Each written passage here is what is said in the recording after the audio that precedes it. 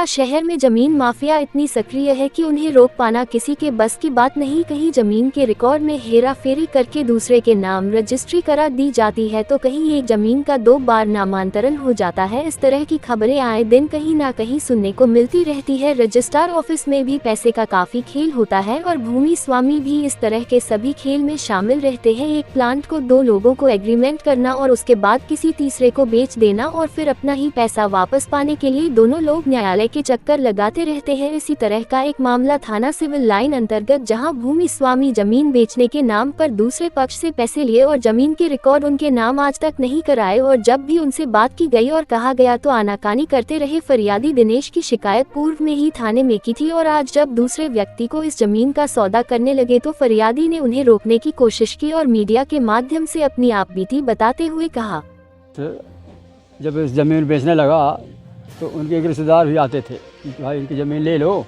तुम्हारे काम किए। तो हमने उनसे कहा भाई ठीक है ले लेंगे, हो गया।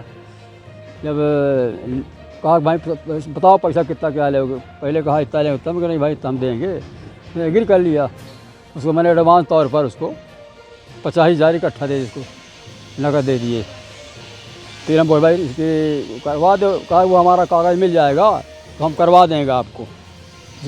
इसके बाद वो जाते रहे। उसके बाद 2-3 महीने बाद वो जब जाए दुकान, तो दुकान थी इसकी वहाँ पर, ये पुराना स्टेट बैंक के सामने दुकान थी इसकी।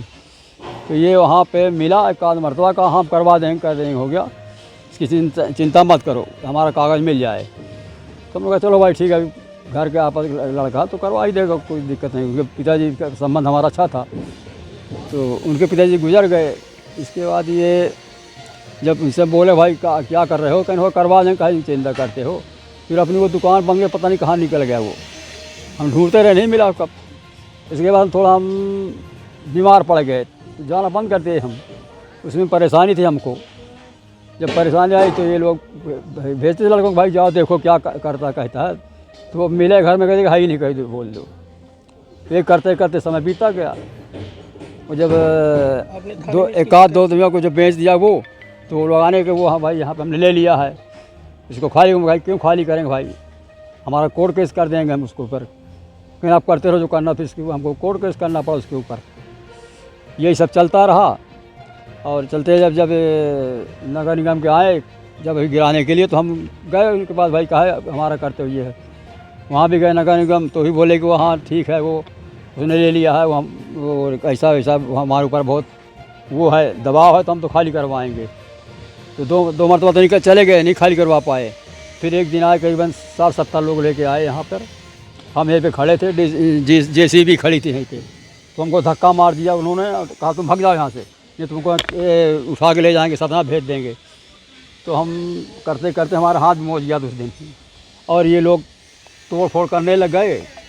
फिर हम गए शुक्ला जी घर गए, भाई बताने कि भाई हमारा इस तरह हो रहा है। शुक्ला जी तो नहीं थे, पर उनके पिए थे तिवारी जी, तो उनको बताए हम।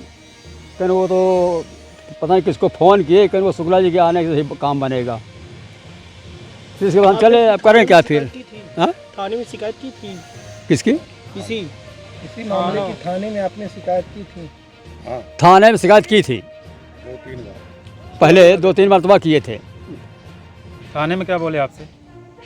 बोले हो गया ठीक है देखते हैं, हो गया। अब ज़्यादा कहाँ जहाँ जोड़ दे उनको, वे करते रहे। हम सियाने आदमी कहाँ कै मरतबा जाएँ, ये सब चलता है। जमीन के लेन देन में आपने किसी तरह का एग्रीमेंट किया था, कोई कागजात है? हाँ उसका है, सब उसका स्टाम्प है, पेपर में लिखा है, सब है। अभी आप क्या चाहते हैं? अभी हम चाहते हैं कि भाई हमारा न्याय सही हो और हमें जैसा हो, जैसा तो अपना हमको चाहे पैसा दिलवाए, चाहे हमको ज़मीन दिया जाए। आपका नाम क्या है? हमारा नाम क्या है? प्रसाद विश्वकर्मा, दादू भाई बोलते हैं सब। और उनका क्या नाम है? किनका? जो जिनकी ज़मीन है। वो कृष्ण कुमार ताम्रकार। गुड़। क्या नाम है आपका? राजेश कुमार विश्वकर्मा। क्या कैसा हुआ? ये हम लोगों ने ये प्लाट लिया था 2006 में। वो खुद आए थे कि हमको ज़रूरत है पैसे की, तो पिताजी ने हमारे उनको ज़रूरत में मदद की और पैसा दिए। 1,10,000 रुपये में लिया गया था और 85,000 रुपये दिया गया था। 85,000 रुपये देने के बाद हो गया, अब कागज़ पत्थर के नंबर आए कि कागज़ वगज भाई नगर निगम से लाओ। तो आज बोले कि रखा है, मिल जाए। मिल जाए तो आपके नाम पे ये रजिस्ट्री करा देते हैं। तो आज तक के मतलब ये 2-3 साल ऐसे घुमाते रहे, फिर 2-3 साल ये गायब हो गए। और जब गायब हो गए तो हो गया, कोई वही नहीं बचा। अब आदमी आता जाता रहा, आने जाने के साथ साथ हो गया 2017 में लगा रहा ना, 2017 में वो दूसरे को बेचने चल दिए। जब देखे कि हमारा सब चल रहा काम धाम देख के, तो देखने सब आने लगे। जब देखने आने लगे तो हम लोग गए उनके पास, हम गए, पिताजी गए और मुन्नू भैया को लेके गए। तो बोले कि हम आपको जानते ही नहीं हैं। जब जानते नहीं तो उनका वो कागज़ पूरा लेके गए, कहीं ये सब तुम झूठ बता रहे हो, देख रहे हो। फिर उसके करने के बाद हम लोगों ने सिविल लाइन में और CSP ऑफिस में ये सब में रिपोर्ट लिखवाई और कोर्ट में केस चालू किए और नगर निगम में भी नोटिस भिजवाए कोर्ट के द्वारा और थाने से भी यही सब किए। और करने के बाद हो गया, पहले भी 2 आदमी पहले बेच दिया, तो पहले भी हाँ 2-3 आदमियों को पहले भी ये बेचा और उनके नाम भी एग्रीमेंट कराया। तो खाली कराने आते थे। अब हम लोगों को सब यहाँ पे व्यापार जमा था तो वो देख के चले जाते थे बेचारे। वो लोगों ने पीछे हट गए। जब पीछे हट गए तो उनके द्वारा हम लोगों ने फिर CSP ऑफिस में आवेदन दिया। जब आवेदन दिए तो आवेदन के साथ साथ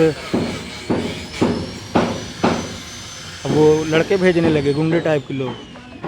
जब गुंडे टाइप के भेजने, हम लोगों ने ये लड़ाई झगड़ा से कभी मतलब नहीं रखे, ना कोई ये लेना देना। ये किसकी ज़मीन थी?